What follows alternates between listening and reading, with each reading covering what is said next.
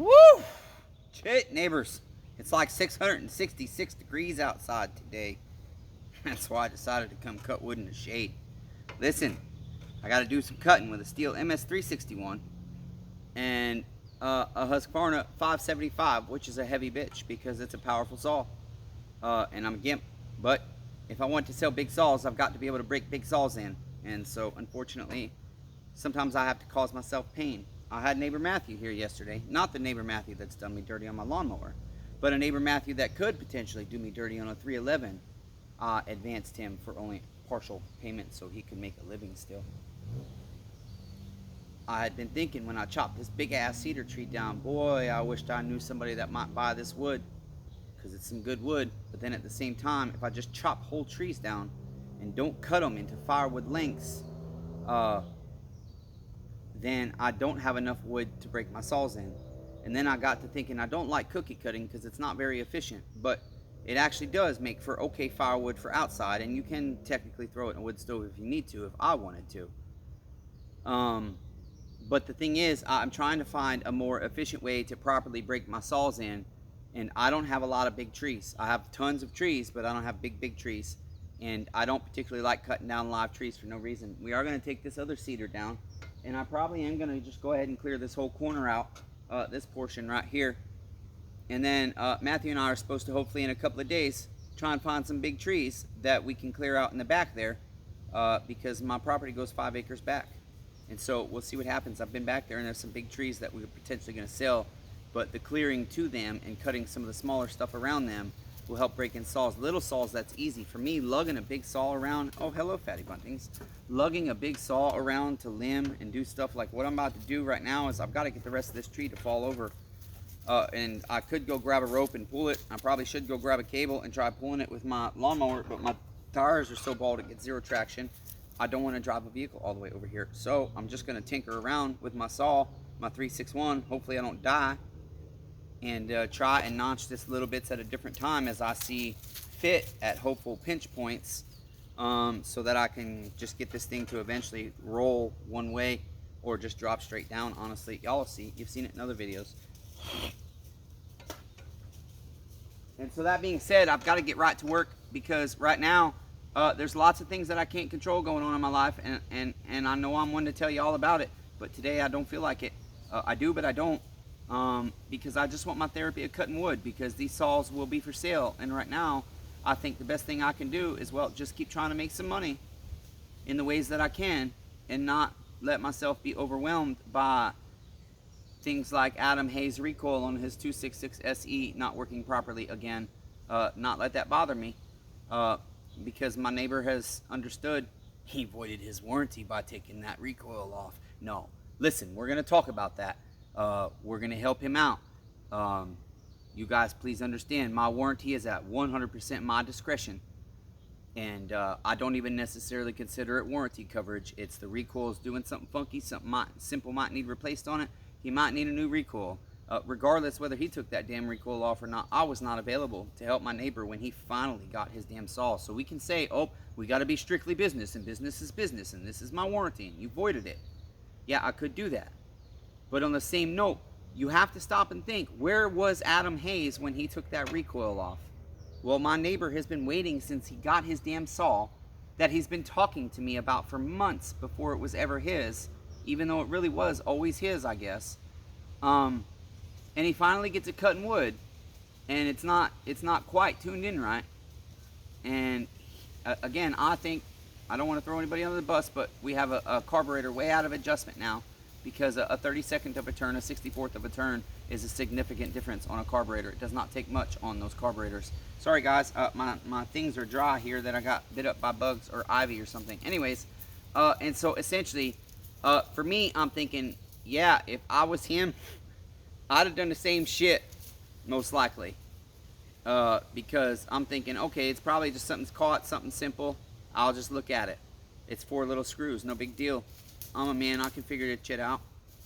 And so essentially, I'm unavailable because I'm at the doctor's. He's finally got his saw. This is his one day. You guys, Monday is his one day to cut wood for his restaurant, for his smoker, for his business.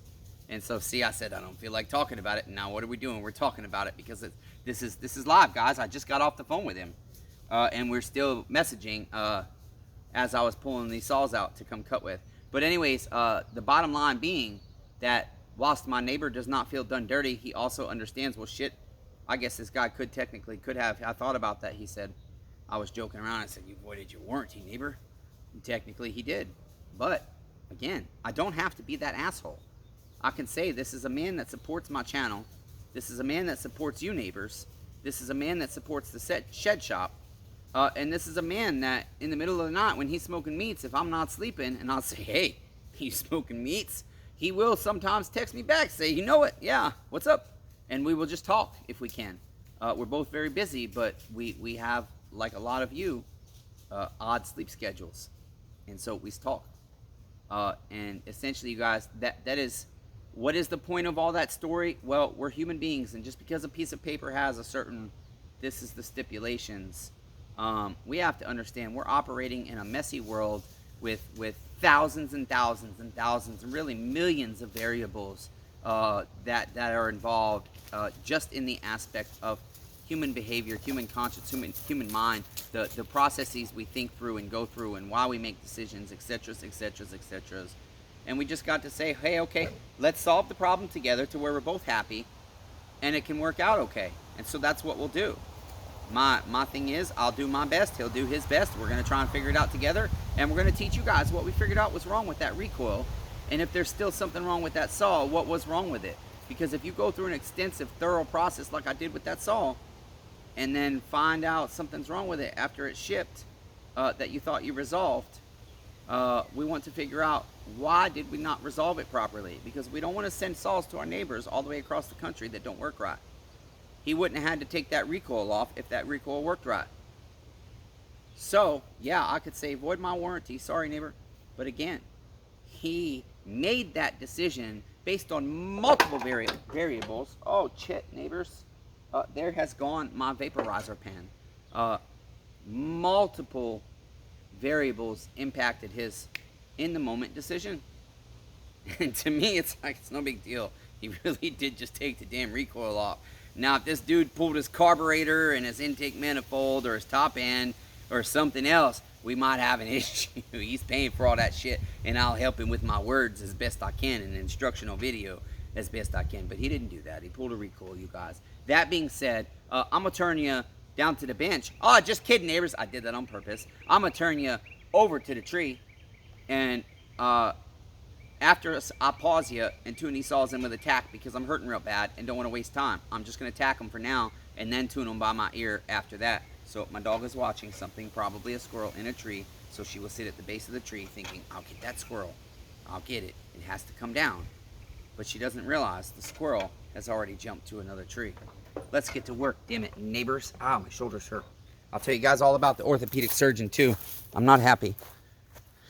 Here's our mess. Here's what we're going to try and drop down. Here's where I'll zoom you out and move you forward as well, I guess.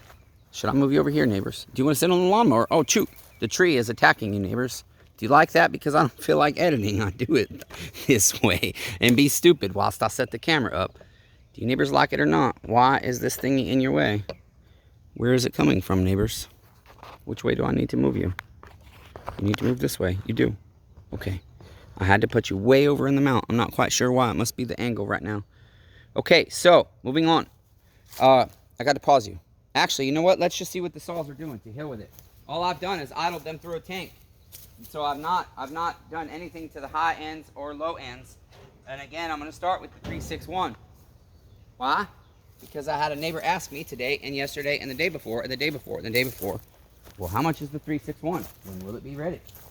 I get that about a lot of saws. It does have a decom valve. I don't love Farmer Tex because it pops out too soon, in my opinion.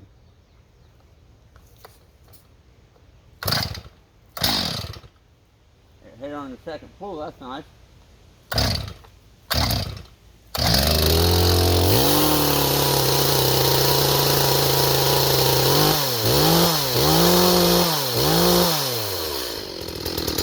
We're breaking in the saw. We want it rich.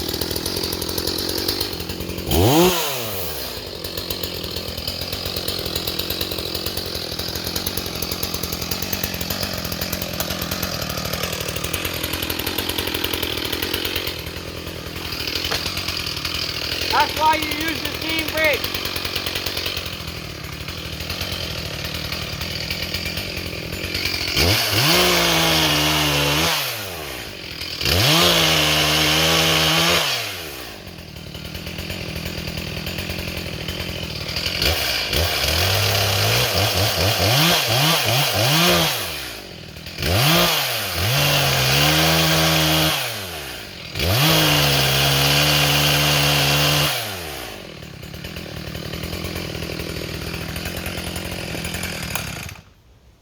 Hell. I noticed in another one of my videos, I noticed I tipped this saw forward like that and it died, so I got to figure out what's causing that. If you can't do that with your saw without it dying, something's not right.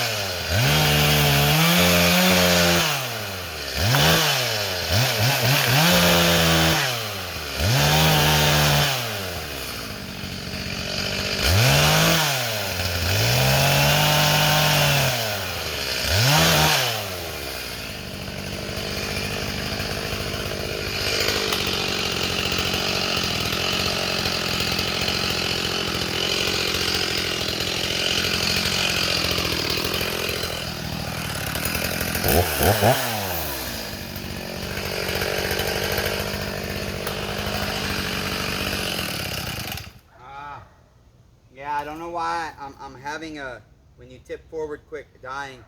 I definitely have to resolve that. I just don't quite know what the issue is. I got to get in there to figure it out. We don't want that.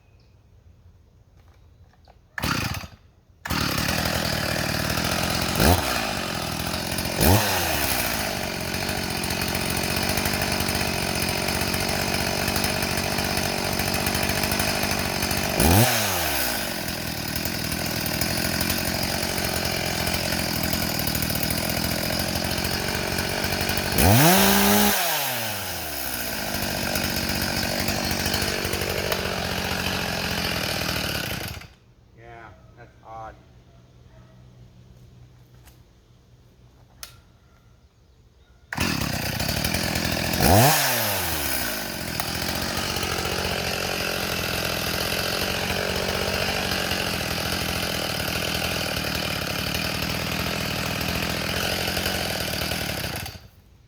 It's not until my bucking spike hits the log, I think the airflow's getting restricted.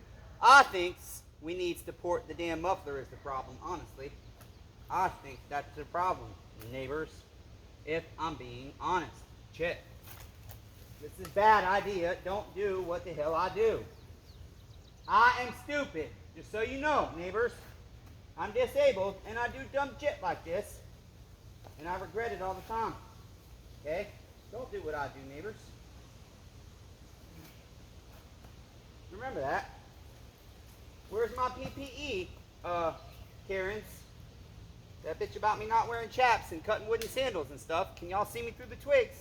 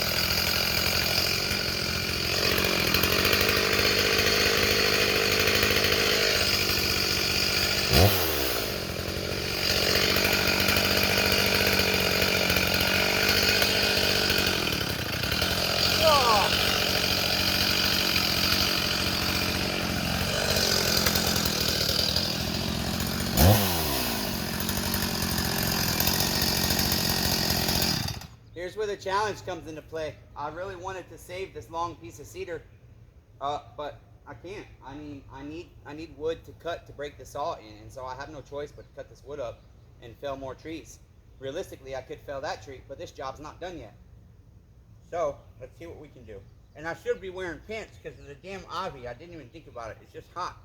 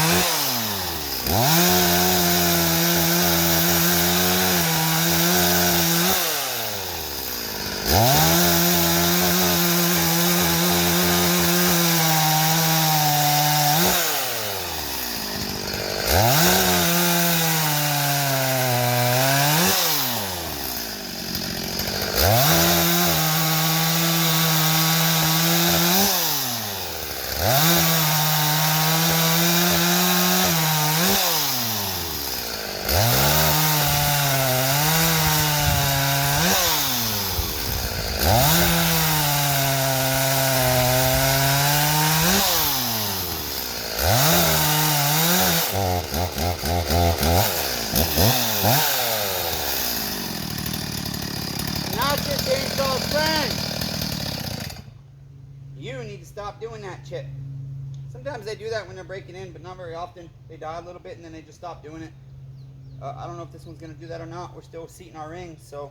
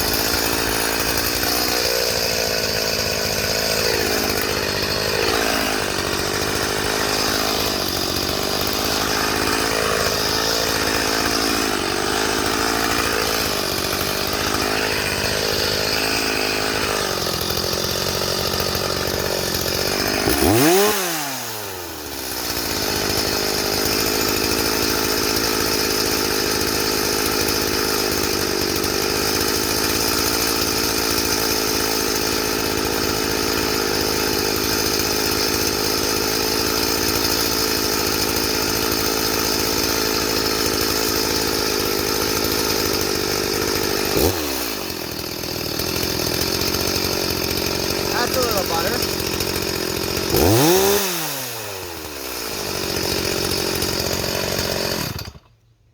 Okay, so essentially, you guys don't want to watch me cookie cut for 4 hours. We'll essentially do that for at least one tank. And then if the saw is staying local, sometimes that's all I do.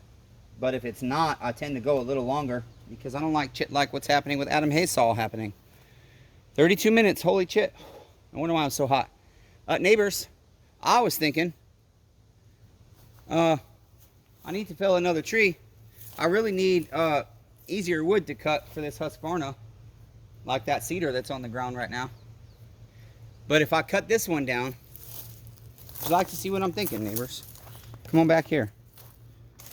If anybody's still here, I don't know if I'll edit much of this out because I don't see any reason to. I don't know. Y'all can fast forward. See how this sucker leans. But in reality, if I fell it, neighbors, the idea would be to fell it essentially right to where my saw is right now. Okay? The problem with that is it blocks off all that wood from being chopped up. But that wood I won't finish until I have a smaller saw like my 025s or 170s and stuff. Because that stuff doing with a small saw or a big saw like that is not practical for a guy that's gimped and disabled and needs his energy like me. And so essentially that's going to be the 361. I guess we'll stop there because I need to get water and reassess what my plan is for the 575 that still has a 570 sticker.